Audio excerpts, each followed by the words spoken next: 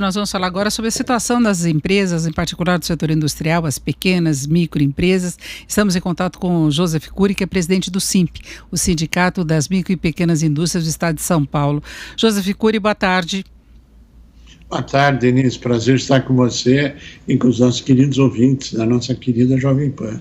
Bom, nós estamos falando agora com o Maldonado a respeito de uma das medidas anunciadas pelo governo, que é essa mudança do Sistema S, das contribuições. Agora, o governo também está anunciando várias medidas para tentar manter os empregos do setor industrial, falando em liberação de recursos, não é? Planeja gastar 92 bilhões de reais para a manutenção de empregos formais, além daquela ajuda de R$600 para os informais. Eu queria saber até agora, através dessas medidas que têm sido anunciadas, se há condições de se contar com uma situação um pouco melhor em relação a essa questão de emprego, as empresas conseguem segurar e, mais do que isso, conseguem sobreviver a essa fase? Denise, o quadro é extremamente complexo. Se nós analisarmos a intenção das medidas e a forma das medidas, nós temos que elogiá-las. Elas são medidas que buscam ou têm a intenção de buscar um alívio nas empresas. Mas o quadro que está colocado não é bem o que está sendo debatido. O governo anunciou dinheiro, governo federal, de empresas com 360 mil até 10 milhões de empresas para atender 1.400.000 micro, pequenas e médias empresas. O primeiro problema começa aí. O Brasil tem hoje 6.887.000 micro, pequenas e médias empresas. Ou seja, todo o anúncio que está sendo feito abrange uma em cada 5 empresas aproximadamente. Isto se 100% delas tiverem acesso a crédito. Agora, vamos dividir um pouco mais o problema. Nós temos hoje parte da atividade econômica completamente parada, por exemplo, comércio, outras grandes mega organizações em férias ou com layoff ou com metodologias de afastamento e que só vão retomar no final deste mês ou algumas delas sem previsão de retorno. Consequentemente, todas as cadeias produtivas estão paradas. As indústrias, parte delas que estão operando, estão tendo perdas de pedidos, perdas de encomendas e não tem dinheiro para bancar a operação. Se nós voltarmos a fevereiro deste ano, quando apenas 11% das empresas tinha capital de giro mais do que suficiente para passar o mês, e a economia começava a levantar voo, começava a ter sinais de início de empregabilidade, de aumento de empregos, sem se esquecer que era sobre uma base deteriorada, porque desde 2014 o setor só vem tendo perdas de faturamento, perdas de emprego, demissões, etc. Quando começa essa inversão, damos de frente com essa triste pandemia que afeta o mundo inteiro. Agora, o que é necessário? É necessário que hajam medidas imediatas. A folha de pagamento vence daqui a 4 dias. As empresas não terão recursos para pagar esse dinheiro. Nós estamos ouvindo uma grita geral de que o dinheiro não chega na ponta. Ainda não foi determinado como haverá um acesso. E mesmo que nós tenhamos a solução da folha de pagamento para evitar demissões, e nós somos favoráveis a essa medida, entendemos até que seja obrigação do governo fazer isso, como os governos dos outros países no mundo inteiro estão fazendo, creio que o Brasil tem a obrigação de fazer isso. Mas não só isso, copiar aquilo que os outros países estão fazendo.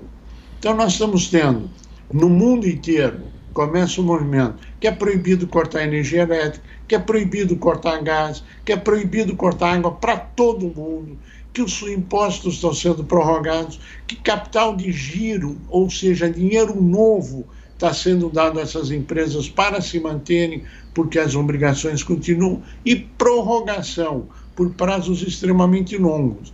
E mesmo os países que tinham uma linha extremamente dura de dizer, olha, não tem que ter a paralisação, não tem que ter medidas como o Brasil vem adotando pelos seus governos estaduais e municipais, hoje, no mundo inteiro, todos eles estão dizendo, olha, nós não fizemos o cerceamento e o recolhimento das pessoas para ficarem nas suas casas, e o resultado é dramático.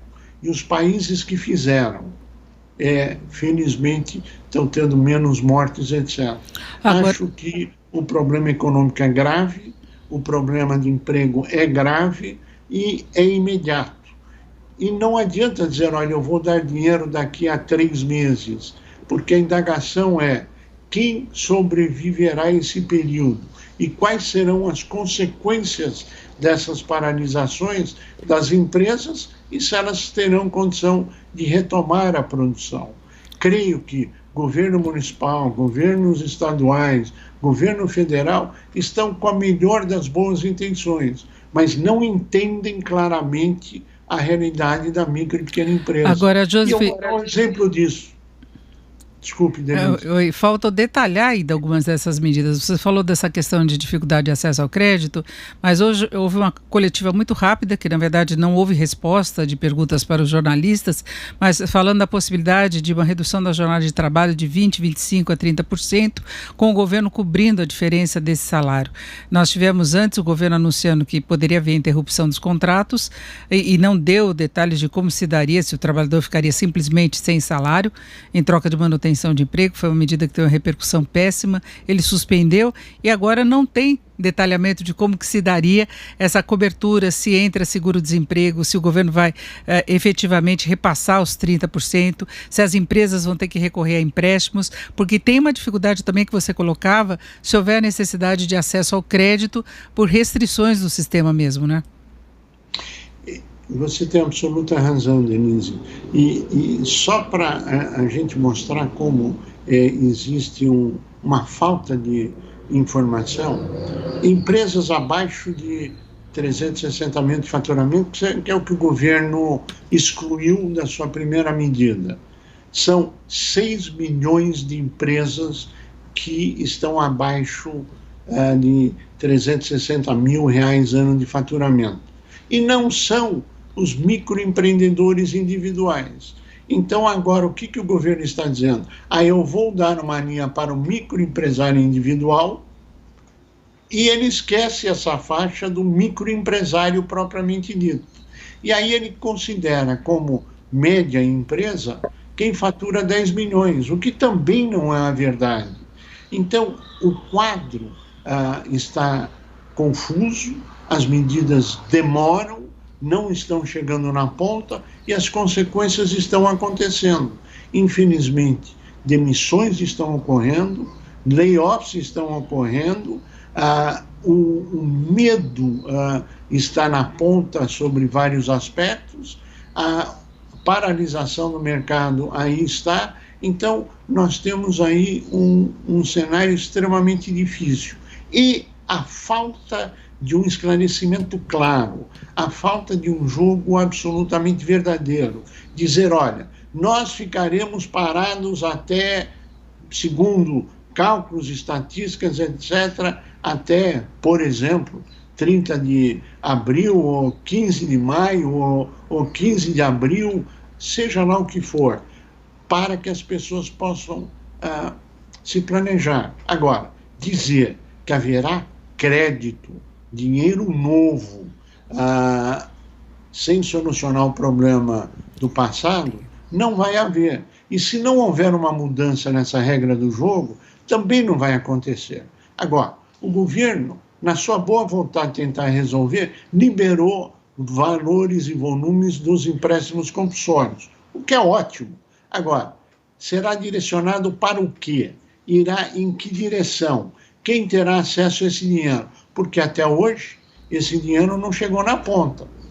E o importante é dizer, sem o sistema financeiro, bancos, fintechs, factorings, todos que trabalham no sistema financeiro, sem o apoio deles, as empresas não sobreviverão e o dinheiro não vai chegar na ponta. E o mais grave, estão sendo anunciadas medidas, está se criando expectativas e não se sabe como isso vai se concretizar.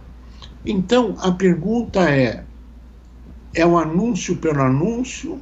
É realmente a solução do problema econômico? É realmente salvar as empresas? Qual é o real cenário macroeconômico? Porque a boa intenção nós temos que elogiar, ela está sendo colocada.